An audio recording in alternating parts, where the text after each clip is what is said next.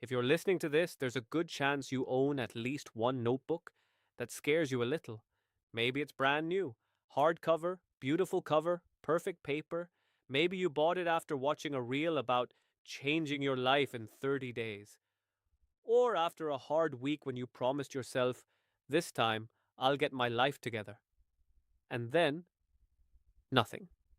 The first page stayed blank because you weren't just starting a notebook.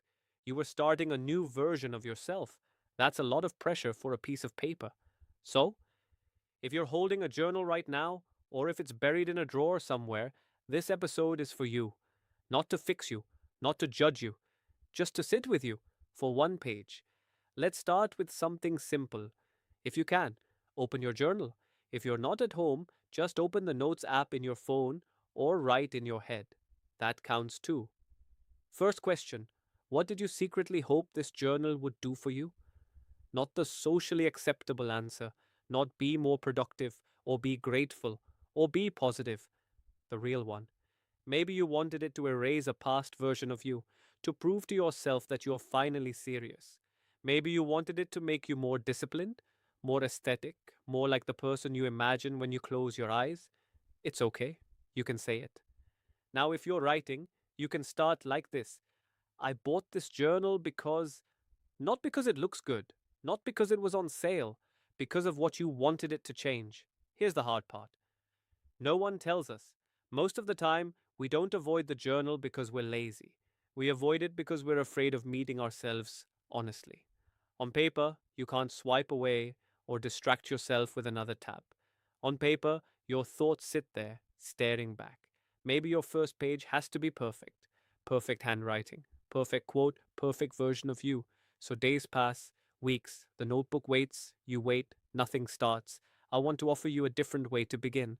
Not with a quote, not with a rule, not with a 5 a.m. routine, with a confession. If you're ready, write this sentence exactly as I say it, and then finish it in your own words.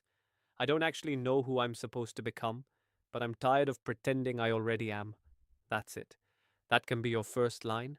Messy, imperfect, true. You don't have to show it to anyone, not even to your future self. It doesn't have to sound wise. It just has to sound like you. We're sold this idea that a self help journal is a place where we design a better version of ourselves. But what if, for once, it could be the one place where you don't perform? Not for followers, not for family, not even for that harsh voice in your own head that keeps asking, why aren't you better yet? On page one, you don't need a plan, you don't need a routine, you don't need a new you, you just need a real sentence. If today, your real sentence is, I'm exhausted and I don't know how to fix it, that's valid. If it's, I'm proud of myself for surviving this month, that's valid. If it's just, I don't know where to start, that's also a place to start. Here's a small exercise before we close today. On your page, or in your mind if you can't write now, make two short lists. Nothing serious, no pressure. On the left, write what I wish this journal would magically do for me. On the right, write what I'm quietly asking from myself instead. For example, I wish this journal would erase my past mistakes. What I'm quietly asking from myself is to forgive myself a little. Or, I wish this journal would instantly make me disciplined. What I'm quietly asking from myself is to show up more often than I disappear. Let it be rough. Let it be incomplete. You're not writing a contract. You're just turning vague feelings into visible words. When you're done or when you're tired, you can close the notebook. Not as a failure, but as a beginning. If all you did today was write one honest line, or even just allow yourself to think it, you've already done more than an untouched, perfect journal has ever done.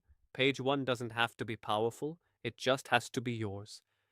In the next episode, we'll talk about gratitude journals and why writing 3 things I'm grateful for is harder than it looks, and how to make it more real than polite.